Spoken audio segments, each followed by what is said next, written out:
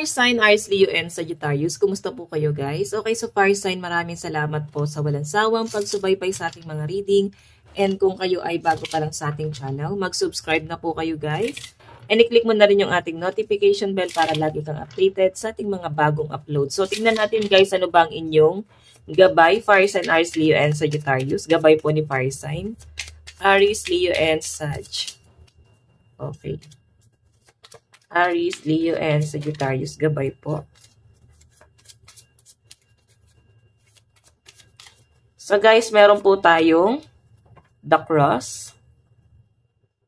Meron ako nakakita dito na para bang bumabalik-balik ka dun sa isang bagay na maring past na nakaraan na. And para bang hindi ko siya nakikitang nadadown ka. Ang nakikita ko dito, fire sign, meron ka lang binabalikan ng isang sitwasyon. Siguro, ex mo, minahal mo na minsan, and nakikita ko rito na para bang ang sinasabi dito, babalikan kita. Parang ganon. Or may sumpaan dito na magbabalikan pa, or may usapan na magkakaayos, or parang ipinangako. Para bang MacArthur lang, no? I shall return. Yun yung nasisense kong energy. So, tingnan natin, fire sign, Aries, Leo, and Sagittarius. Kung sino man itong para bang sinabi niya sa sarili niya na babalikan kita, hindi man ngayon. Tignan natin fire sign. Meron tayong the Bear. So, I think, mas nagpo-focus muna siya sa goal niya, guys. Okay ba sa inyo, guys? Siguro pupunta ka ng simbahan ngayon. Baka meron kang ipagdadasal. Okay, so, eto kasi guys, si The Bear, hardworking. So, I think etong person na sinabi niya sa sarili niya na babalikan ka niya, once na nasettle na niya yung buhay niya, parang sinasabi niya lang to guys sa sarili niya. So, sa nakita ko, feeling ko mahal ka talaga ng taong to. Kasi hindi niya naman yan sasabihin sa sarili niya.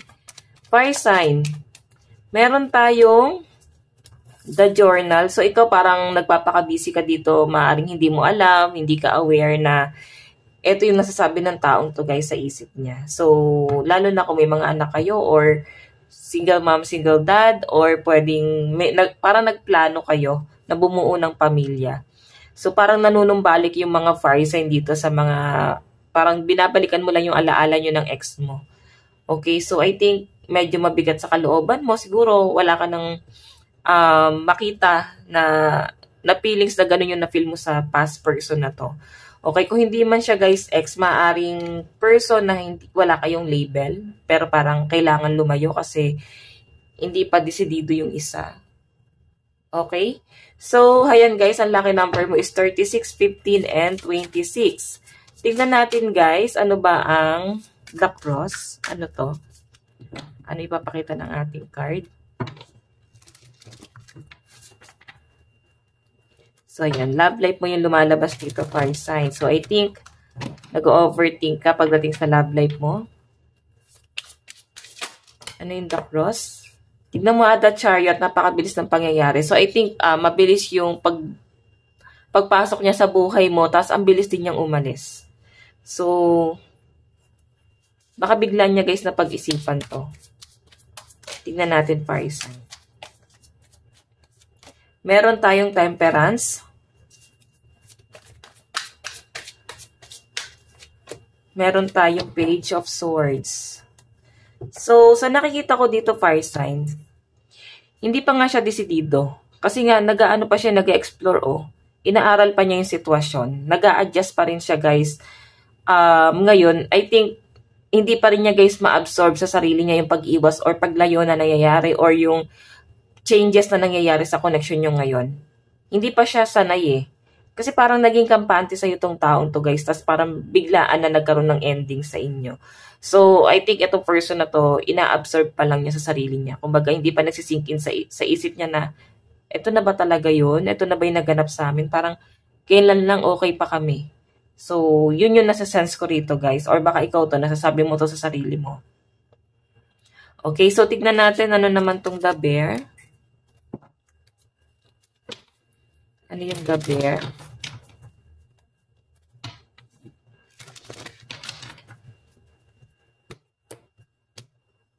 Okay, so meron tayong The Sun. So ito guys, nakikita ko sa iyo, mas mag-focus ka daw sa ano mo, sa career mo, sa stability mo, And I think na-realize mo na mas ito yung mas importante sa'yo ngayon. So, kung makita mo ito kasi is big opportunity, I think game na game ka dito sa big opportunity na dumarating sa'yo ngayon. So, may changes ka rin na gagawin sa sarili mo, hindi lang sa pamumuhay. I think sa physical appearance, sa career, or pwedeng sa personality mo, meron kang babaguhin. Okay, so partnership, meron ako nakita rito na maaaring kayo ay may ka-transaction, may makakausap kayo pagdating sa siguro mga client mo, customer mo, para bang ma-operan ka ng malaki or meron silang i-offer sa inyo guys. Pwedeng partnership yung ino-offer niya. So, I think pagdating to sa business, baka yun yung ino-offer din sa inyo guys. So, meron tayong family. Okay, so tatanggapin din ng iba sa inyo guys. Maring ikaw yung mag-offer sa family mo na mag-business kayo, bibigyan kayo ng pampuhunan, dali nyo sa mas kailangan. Yan ang nasa-sense ko. So I think, pag-iisipan, pagpaplanuhang mabuti to guys.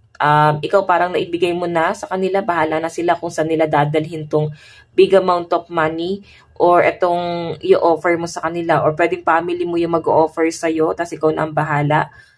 Far side kung paano palalaguin tong business na to. Okay, kung hindi man to sa family, possible na sa ibang tao manggagaling tong offer na to. Tignan natin ano tong The Journal. Ano po yung The Journal? Okay. So, meron tayong Six of Pentacles. Meron tayong Knight of Pentacles. And Knight of Wands. So, may nakikita akong dalawang tao dito, fire sign, no?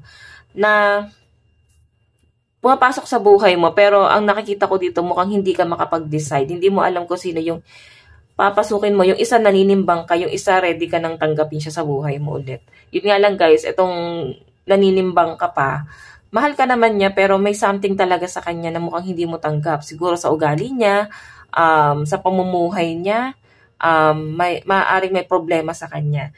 So, kung ito naman guys, ito namang si new person or kung new person man yun, no, past person, yung pangalawa, si Knight of Pentacles, medyo mabagal siya mag-decide kasi guys, siya yung tipo ng tao na para bang sure bull, no? Ayaw niya ng papasok sa isang relationship na hindi pa siya settle. So, I think, mataas ang ambisyon din ng taong to guys. Ngayon, nakapokus po siya sa kanyang kaperahan kasi nakahawak siya sa pera niya eh. So, I think malaki din yung gustong i-offer sa'yo ng taong to, guys.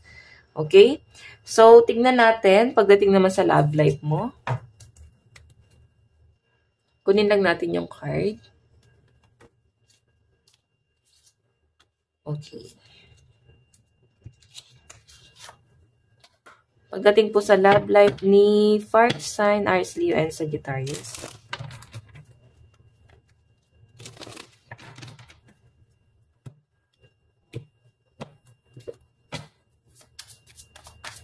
Fire sign, Aries, Leo, and Sagittarius pagdating po sa love life. So guys, meron tayong The Limo. I think, may sasakyan siguro tong taong to. Oo. May nakikita ako na focus talaga siya guys sa career niya. Kasi, stability eh. Yung focus niya oh. So, someone na may kaya sa buhay, yung nakikita ko rito. And meron tayong IM. Ayun oh. May plano ka bang bumili ng sasakyan or maaaring may paparating sa'yo na bagong sasakyan? Hindi pala to IM. ITM yung nakalagay. Okay, first kiss. Oh, first love or first, parang love at first sight. Maaaring first time mo lang siya nakilala or pwedeng first boyfriend. Someone na first. First time mo nakafeel ng ganon.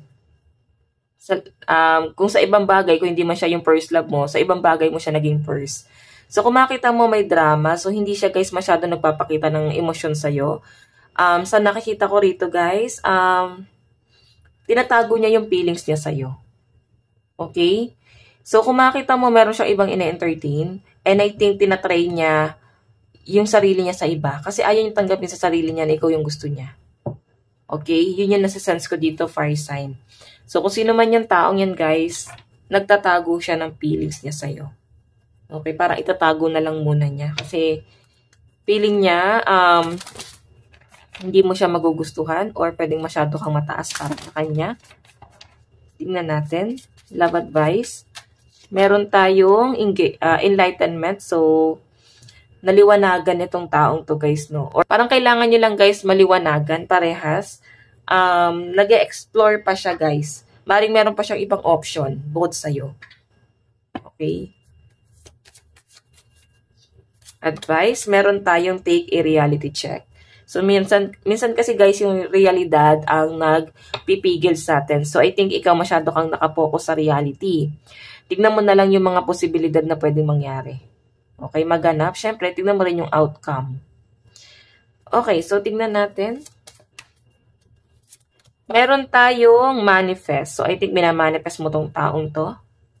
Hindi mo lang to inaamin sa sarili mo, fire sign. Okay?